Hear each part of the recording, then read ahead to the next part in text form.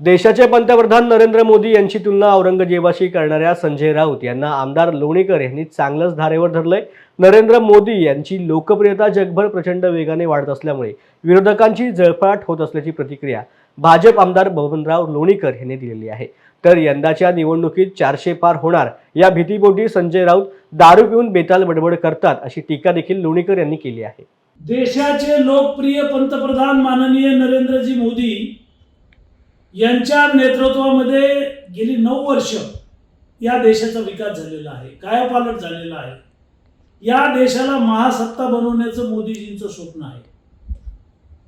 जगामध्ये भारत हा 5व्या क्रमांकावर देश आलेला आहे। देशात आणि जगात मोदीजींची लोकप्रियता आहे। 400 पेक्षा जास्त खासदार भारतीय जनता पक्ष व एनडीएचे निवडून येणार आहेत।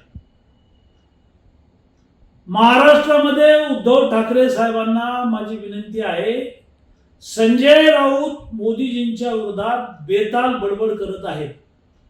मोदीजींची तुलना औरंगजेबाशी करीत आहेत। संजय राऊत यांचं मानसिक संतुलन बिघडलं आहे का? यांच्या डोक्यावर परिणाम झाला आहे का? यांचा मेंदू सडला आहे का?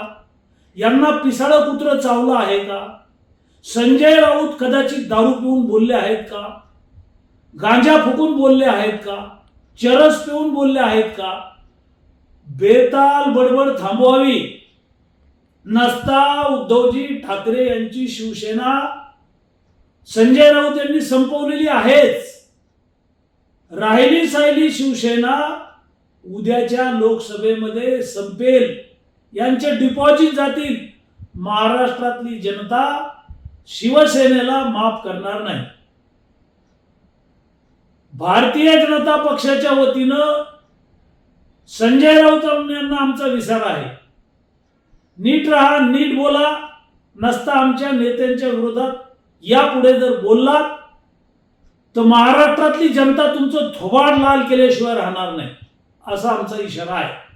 मोदीजी आमचं दैवत आहे, या देशाचे दैवत आहे। आदरानं बोललं पाहिजे, आदरानं वागलं पाहिजे। उद्धव ठाकरे साहेबांनी यांना समज द्यावी। नसता उद्धव ठाकरे साहेबांचा पक्ष नेस्तनाबूत होईल महाराष्ट्रामध्ये, अशा प्रकारचा आमचा इशारा आहे।